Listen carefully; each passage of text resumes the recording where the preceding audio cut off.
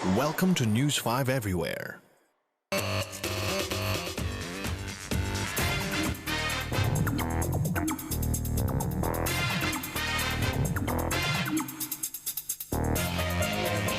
Rafi, mga kapatid, dito naman po tayo sa mga kwentong mag-iiwan sa inyo ng ngiti, perwisyong itinuturing ng marami ang halamang water lily. Oo nga.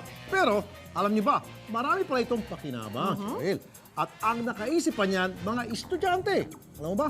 Ikwento mo, Laila Chikadora. Public enemy tuwing tagulan ang mga water lily. Lalo na sa mga nakatira malapit sa mga ilog.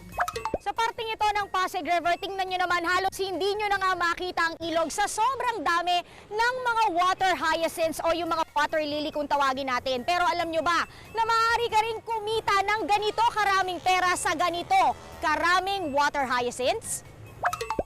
Pagkatapos manalasan ng bagyong Ondoy noong 2009, naisip ng ilang estudyante mula Ateneo de Manila na gawing kapaki-pakinabang ang mga water lily para sa kanilang thesis. Nadiskubre ng kanilang grupo ang tinatawag na plant leather. Kapag nakita mo yung materyales, kamukha niya talaga yung leather. Pero yung process po nun, ginagamit po yung stalks ng water hyacinth. Tapos, kinikis-kis po yun kasi may laman po yan. Tsaka, pina-flatten para mas maging isang sheet.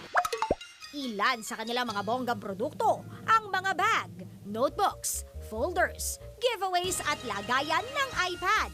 World-class na rin ang mga ito at tinatangkilik sa ibang bansa tulad ng USA, Canada at Japan.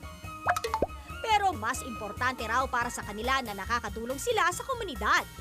Pati yung communities namin, bukod sa trabaho, maganda rin may sense of pride ka na, uy, parte ako ng brand na yan Sabi nila may pera sa basura, pero mas may pera sa water hyacinths at in dollars pa.